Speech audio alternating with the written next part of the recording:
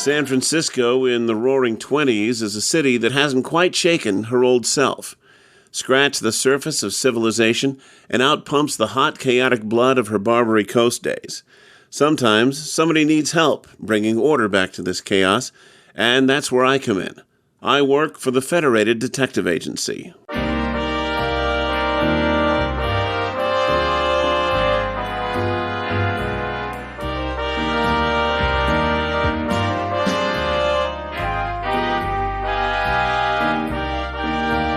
'63 Audio and Rocket 88 Productions present Adventures of the Federated Tec, created by Pete Lutz and Mark Slade, and adapted from stories by Dashiell Hammett. Tonight's story, The Black Hat That Wasn't There, dramatized by Mark Slade.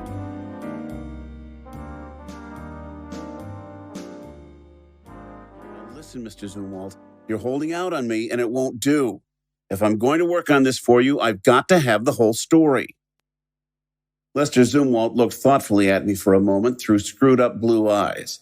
Then he got up and went to the door of the outer office, opening it. Past him, I could see the bookkeeper and the stenographer sitting at their desks. He came back and leaned across his desk, speaking to me in a husky undertone. You are right, I suppose.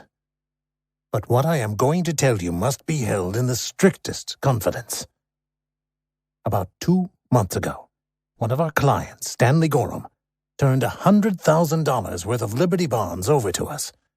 He had to go to the Orient on business, and he had an idea that the bonds might go to par during his absence, so he left them with us to be sold if they did. Yesterday, I had occasion to go to the safe deposit box where the bonds had been put, in the Golden Gate Trust's company vault, and they were gone. Anybody except you and your partner have access to the box? No. When was the last time you saw the bonds? They were in the box the Saturday before Dan left, and one of the men on duty in the vault told me that Dan was there the following Monday. All right. Now let me see if I've got it all straight. Your partner, Daniel Rathbone, was supposed to leave for New York on the 27th of last month, Monday, to meet an R.W. DePie. But Rathbone came into the office that day with his baggage and said that important personal affairs made it necessary for him to postpone his departure, that he had to be in San Francisco the following morning. But he didn't tell you what that personal business was. You and he had some words over the delay, as you thought it important that he keep the New York engagement on time. You weren't on the best of terms at the time, having quarreled a couple of days before that over a shady deal Rathbone had put over, and so you... Don't misunderstand me. Dan had done nothing dishonest. It was simply that he had engineered several transactions that, well, I thought he had sacrificed ethics to profits. I see. Anyhow, starting with your argument over his not leaving for New York that day, you and he wound up by dragging in all of your differences and practically decided to dissolve the partnership as soon as it could be done. The argument was concluded in your house out on 14th Avenue, and as it was rather late by then, and he had checked out of his hotel before he had changed his mind about going to New York, he stayed there with you that night. That's right. I had been living at a hotel since Mrs. Zumwalt had been away, but Dan and I went out to the house because it gave us the utmost privacy for our talk. And when we finished, it was so late that we remained there. Then the next morning, you and Rathbone came down to the office and... No. That is, we didn't come down here together. I came here while Dan went to transact whatever it was that held him in town. He came into the office a little after noon and said he was going east on the evening train. He sent Quimby, the bookkeeper, down to get his reservations and to check his baggage, which he left in the office here overnight. Then Dan and I went to lunch together, came back to the office for a few minutes. He had some mail to sign, and then he left. I see. After that, you didn't hear from or of him until about 10 days later, when DePie wired to find out why Rathbone hadn't been to see him? That's right. As soon as I got DePie's wire, I sent one to Dan's brother in Chicago, thinking perhaps Dan had stopped over with him. But Tom wired back that he hadn't seen his brother. Since then, I've had 2 more wires from DePie. I was sore with Dan for keeping DePie waiting, but still, I didn't worry a lot. Dan isn't a very reliable person, and if he suddenly took a notion to stop off somewhere between here and New York for a few days, he'd do it. But yesterday, When I found that the bonds were gone from the safe deposit box and learned that Dan had been to the box the day before he left, I decided that I'd have to do something. But I don't want the police brought into it if it can be avoided. I feel sure that if I can find Dan and talk to him, we can straighten this mess out somehow without scandal. We've had our differences, but Dan's too decent a man, and I like him too well for all his occasional wildness to want to see him in jail. So I want him found with as much speed and as little noise as possible. Has he got a car? Not now. He had one, but he sold it 5 or 6 months ago. Where'd he bank? I mean his personal account. At the Golden Gate Trust Company. Got any photos of him? Yes. He brought out 2 from a desk drawer, one full face, the other a 3/4 view. They showed a man in the middle of his life with shrewd eyes set close together and a hatchet face under dark, thin hair. But the face was rather pleasant for all its craftiness. How about his relatives, friends, and so on, particularly his feminine friends? His only relative is the brother in Chicago. As to his friends, he probably has as many as any man in San Francisco. He was a wonderful mixer. Recently, he has been on very good terms with a Mrs. Earnshaw, the wife of a real estate agent. She lives on Pacific Street, I think. I don't know just how intimate they were, but he used to call her up on the phone frequently, and she called him here nearly every day. Then there is a girl named Eva Duthie, a cabaret entertainer who lives on the 1100 block of Bush Street. There were probably others too, but I only know of those 2. Have you looked through his stuff here? Yes, but perhaps you'd like to look for yourself. He led me into Rathbone's private office, a small box of a room just large enough for a desk, a filing cabinet, and 2 chairs, with doors leading into the corridor, the outer office, and Zumwalt's office. While I'm looking around, you might get me a list of the serial numbers of the missing bonds. They probably won't help us right away, but we can get the Treasury Department to let us know when the coupons come in and from where. I didn't expect to find anything in Rathbone's office, and I didn't. Before I left, I questioned the stenographer and the bookkeeper. They already knew that Rathbone was missing, but they didn't know that the bonds were gone, too. Mr. Rathbone dictated a couple of letters to me on the 28th, the day he left for New York. Both of those letters were business, and he told me to send John, that's John Quimby, the bookkeeper, to check his baggage and make his reservations. When I returned from lunch, I typed the 2 letters and took them in for him to sign, catching him just as he was about to leave. Quimby described the baggage Rathbone had checked. 2 large pigskin bags and a Cordovan Gladstone bag. Having a bookkeeper's mind, he remembered the number of the berth he had secured for Rathbone on the evening train. Yes, sir. It was lower 4 in car 8. The partners were out at lunch when I returned with the checks and tickets, so I put them on Mr. Rathbone's desk. At Rathbone's hotel, I was told that he had left on the morning of the 27th, giving up his room, but leaving his 2 trunks there, as he intended living there after his return from New York in 3 or 4 weeks. The hotel people could tell me little worth listening to, except that he had left in a taxicab. At the taxi stand outside, I found the chauffeur who had carried Rathbone. Rathbone? Sure, I know him. Yeah, I guess it was around that day that I took him down to the Golden Gate Trust Company. He had a couple of big yellow bags and a little brown one.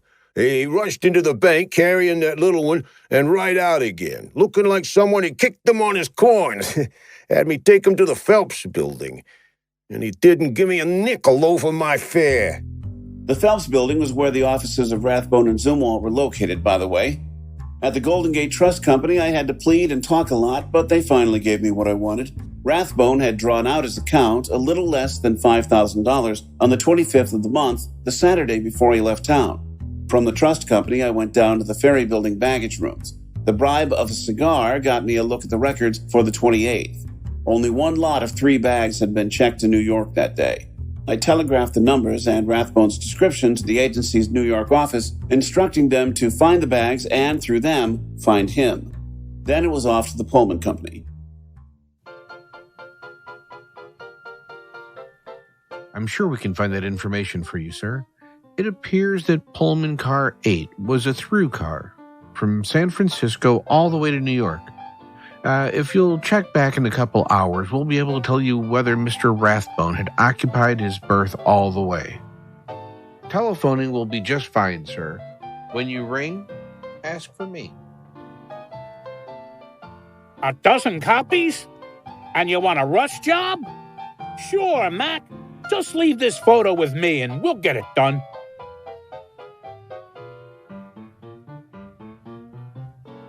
I haven't seen or heard anything from Mr. Rathbone for nearly a month.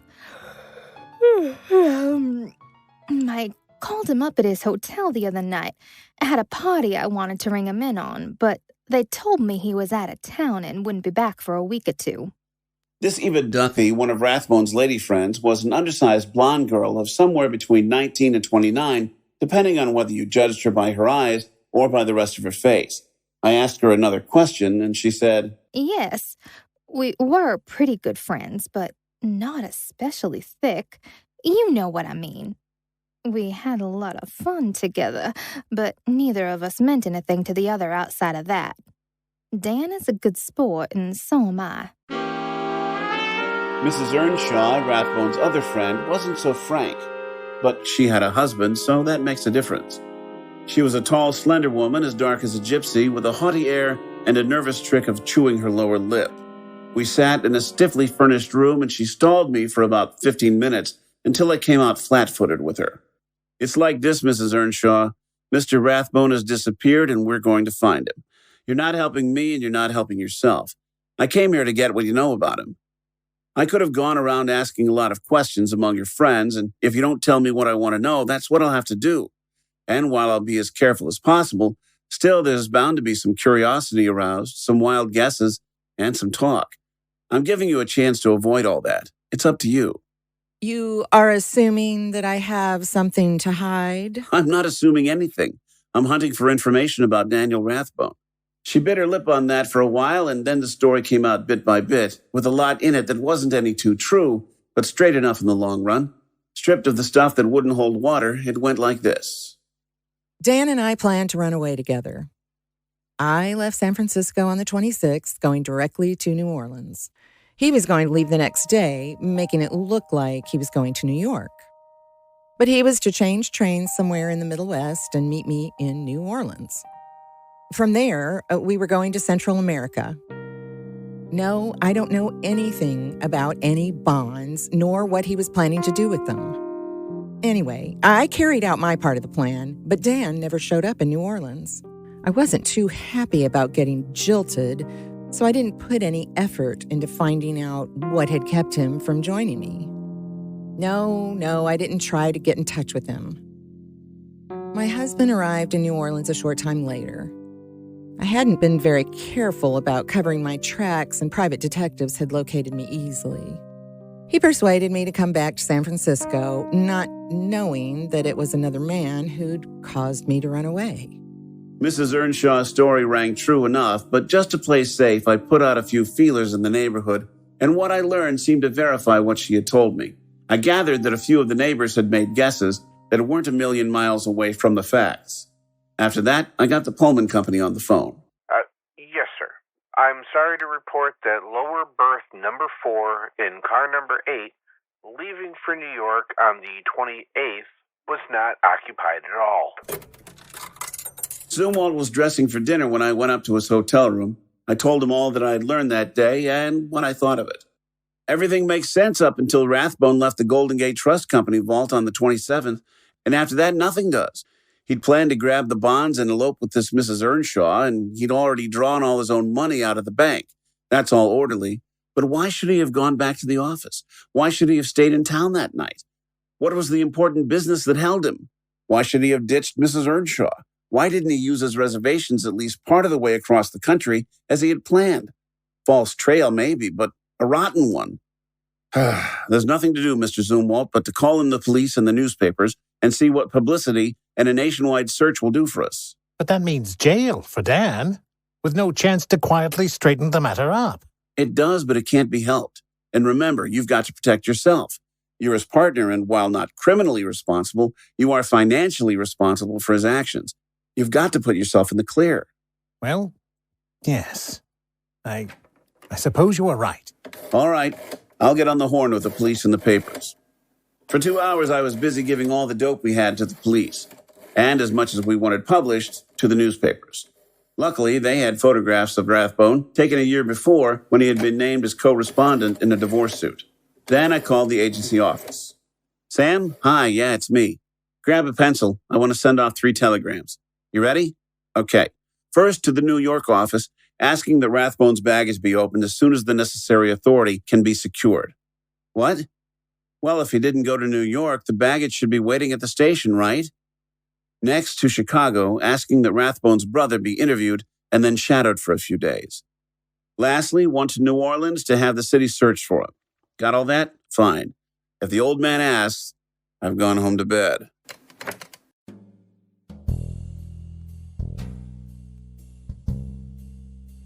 The next day's papers had Rathbone spread out all over the front pages, with photographs and descriptions and wild guesses, and even wilder clues that had materialized somehow between last night and now. Just before noon, a telegram came from New York, itemizing the things found in Rathbone's baggage. The contents of the 2 large bags didn't mean anything.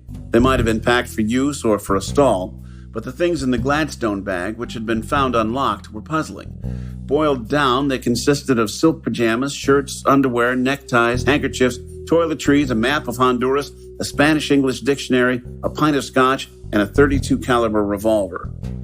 Zumwalt, his bookkeeper, and his stenographer were watching 2 men from headquarters search Rathbone's office when I arrived there.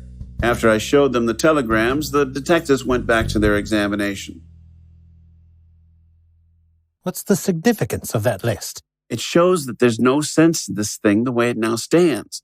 That Gladstone bag was packed to be carried, but he checked it as baggage. Maybe he checked it as an afterthought, to get rid of it when he found he wasn't going to need it. But what could have made it unnecessary to him? Don't forget that it's apparently the same bag that he carried into the Golden Gate Trust Company vault when he went for the bonds. Damned if I can dope it. Here's something else for you to dope. Some kind of letter. I found it behind one of those drawers where it slipped down. The handwriting's feminine, or I'm President Coolidge. Listen. Dear Danny boy, if it isn't too late, I've changed my mind about going. If you can wait another day until Tuesday, I'll go. Call me up as soon as you get this, and if you still want me, I'll pick you up in the roadster at the Shattuck Avenue station Tuesday afternoon. More than ever yours, Boots. It's dated the 26th, the Sunday before Rathbone disappeared. That's the thing that made him lay over another day, and made him change his plans. I guess we better run over to Berkeley and see what we can find at Shattuck Avenue Station.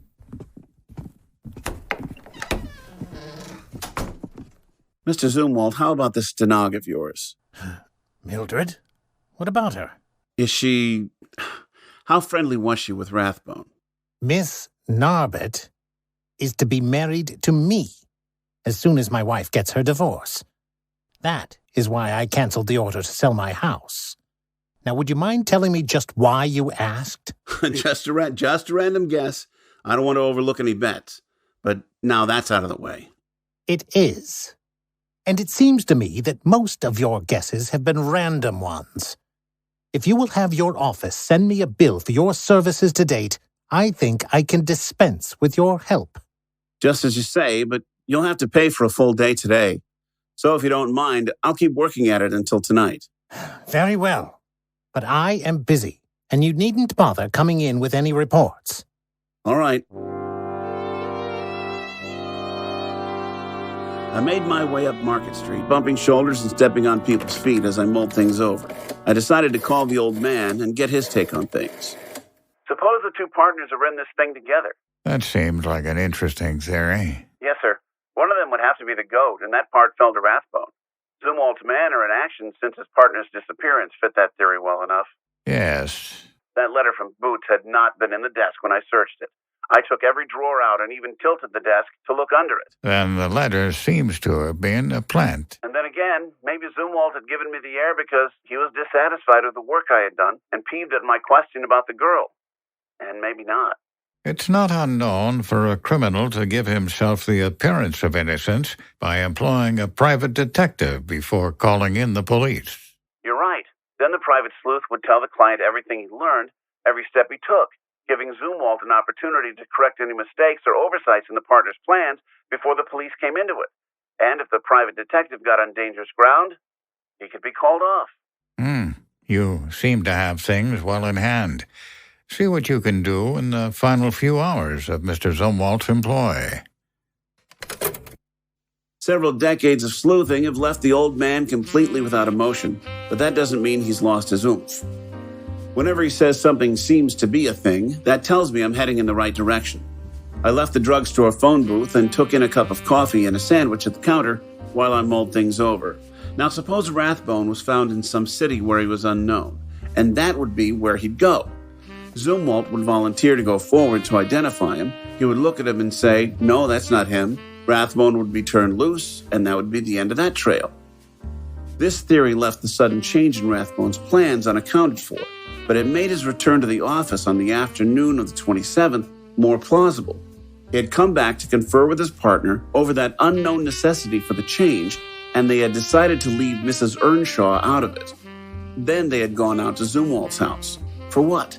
And why had Zumwalt decided not to sell the house? And why had he taken the trouble to give me an explanation? Could they have cashed the bonds there? A look at the house wouldn't be a bad idea. Hey, buddy, can you change a quarter to nickels? Sure thing, mister. Oakland Police? Let me talk to Bennett, Detective Squad. Hiya, Frank. Yeah, it's me. Say, I'm hoping you can do me a favor. I've got this client named Zumwalt, Lester Zumwalt, here in the city. Get him on the phone. Tell him you've picked up a man who answers Rathbone's description to a T, and ask him to come over and take a look at him. When he gets there, stall him as long as you can. Pretend that the man is being fingerprinted and measured or something like that, and then tell him that you found that the man isn't Rathbone and that you're sorry to have brought him over there and so on. If you only hold him for half or 3/4 of an hour, it'll be enough. It'll take him more than half an hour traveling each way. Thanks.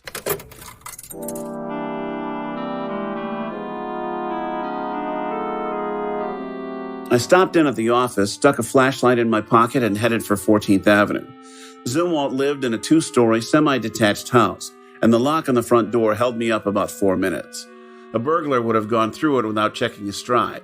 This breaking into the house wasn't exactly according to the rules, but on the other hand, I was legally Zumwalt's agent until I discontinued work that night, so this crashing in couldn't be considered illegal. I started at the top floor and worked down. Bureaus, dressers, tables, desks, chairs, walls, woodwork, pictures, carpets, plumbing. I looked at everything that was thick enough to hold paper. I didn't take things apart, but it's surprising how speedily and how thoroughly you can go through a house when you're in training. I found nothing in the house itself, so I went down into the cellar. It was a large cellar and divided in two. The front part was paved with cement and held a full coal bin, some furniture, some canned goods, and a lot of odds and ends of housekeeping accessories. The rear division was without windows and illuminated only by one swinging electric light, which I turned on. A pile of lumber filled half the space. On the other side, barrels and boxes were piled up to the ceiling. 2 sacks of cement lay beside them, and in another corner was a tangle of broken furniture. The floor in this rear section was of hard dirt. I turned to the lumber pile first. I wasn't in love with the job ahead of me, moving the pile away and then back again, but I needn't have worried. A board rattled behind me, and I wheeled to see a figure rising from behind a barrel and scowling at me over a black automatic pistol. Put your hands up. Sure thing, Mr. Zumwalt. I didn't have a pistol with me, not being in the habit of carrying one except when I thought I was going to need it. So I put my hands up, and one of them brushed against the swinging light globe. I drove my knuckles into it. As the cellar went black, I threw myself backward and to one side. Zumwalt's gun streaked fire. Nothing happened for a while. I figured that I couldn't move without making a noise that would draw gunfire, so I lay still. Then began a very tense game. There were 2 doors in this part of the cellar. One, on the opposite side, opened into the yard and was probably locked. I was lying on my back across the other, waiting for a pair of legs to grab. Zumwalt, with a gun out of which only 1 bullet had been spent, was somewhere in the blackness and aware from his silence that I was still alive. I figured I had the edge on him, so I waited. Time passed, maybe half an hour. The floor was damp and hard and uncomfortable. The electric light had cut my hand when I broke it, and I couldn't determine how badly I was bleeding. I thought of the old newspaper cartoon of a blind man in a dark room hunting for a black hat that wasn't there. and sympathized with that blind man. Whoops. Boxes or a barrel falling over. Zumwalt's moving out from his hiding place. Silent for a while, and then I could hear him moving cautiously off to one side. Without warning, 2 streaks from his pistol sent bullets into the partition somewhere above my feet. I wasn't the only one who was feeling the strain. After another period of silence, I could hear a soft, sliding, dragging across the dirt floor. I pictured him crawling awkwardly on his knees in one hand, the other hand holding the pistol out ahead of him. I stretched my hands out toward the sound and held them there. If they touched him first, I'd have a chance. God damn it. Damn. Abruptly he came. Hair brushed the fingers of my left hand. I closed them about it, pulling the head I couldn't see viciously toward me, driving my right fist beneath it. What? You can guess that I put everything I had into that punch when I discovered later that one of my cheeks was scorched and realized only then that his gun had gone off. He wiggled and I hit him again. On your feet, Zumwalt. Where's your gun? Here it is. Allez-oop. Let's you and I find a replacement bulb. Get some light in here. What do you say?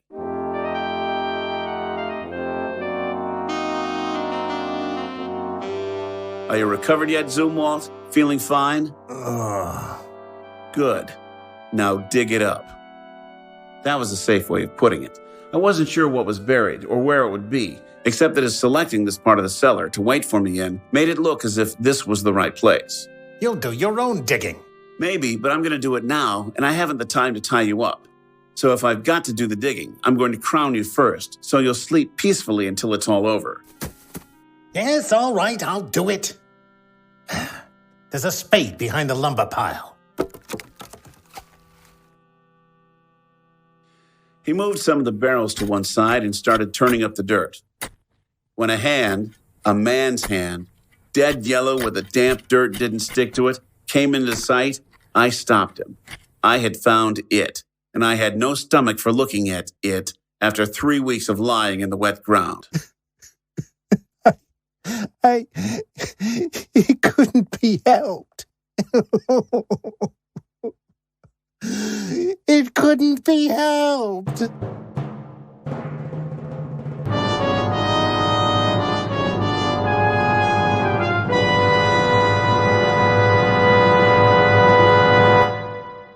Later, in court, Lester Zumwalt's plea was that he had killed his partner in self-defense. I took the Liberty bonds in a futile attempt to cover losses in the stock market. Daniel Rathbone, I learned later, really had intended taking them and going to Central America with Mrs. Earnshaw. But when he visited the safe deposit box and found them gone, he returned to the office and charged me with the theft. I didn't suspect Dan at that time of any dishonesty, so I promised to restore the bonds.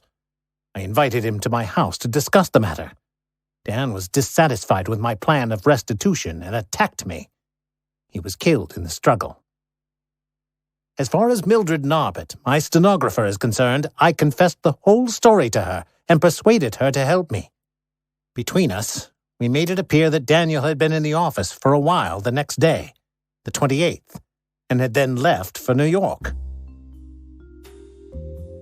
The jury, however, seemed to think that Zumwalt had lured his partner out to the 14th Avenue house for the purpose of killing him, so Zumwalt was found guilty of murder in the first degree.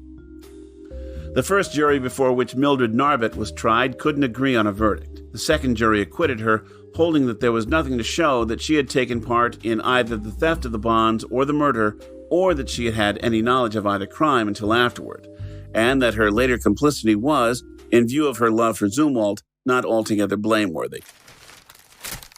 As for me, the old man praised me publicly at an office gathering for my good work, but gave me merry hell in private for working so hard to convict a client, one who eventually refused to pay his bill.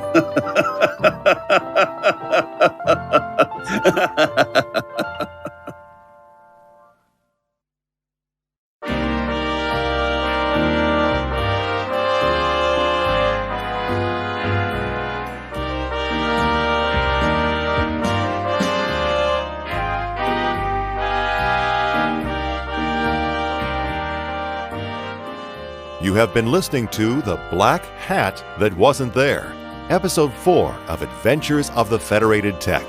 Our cast consisted of the following players: Pete Lutz as the Tec, Jeff Moon as Zumwalt, Angela Young as Mildred, Mark Kalita as Quimby, John Bell as the chauffeur, Jason D. Johnson as the city detective, Paul Arbisi as the Pullman employee, Frank Guglielmelli as the photographer and the soda jerk, Jessica Rainville as Eva Duthie, Jerry Elliff as Mrs. Earnshaw, and Joe Stofko as the Old Man. Music by Dr. Ross Bernhardt. The Black Hat That Wasn't There was written by Dashiell Hammett and appeared in the November 1st, 1923 issue of Black Mask magazine and was originally titled It.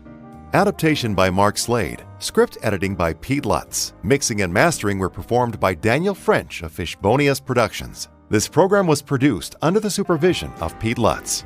This is Darren Rockhold speaking. Join us again soon for Episode 5, Bodies Piled Up.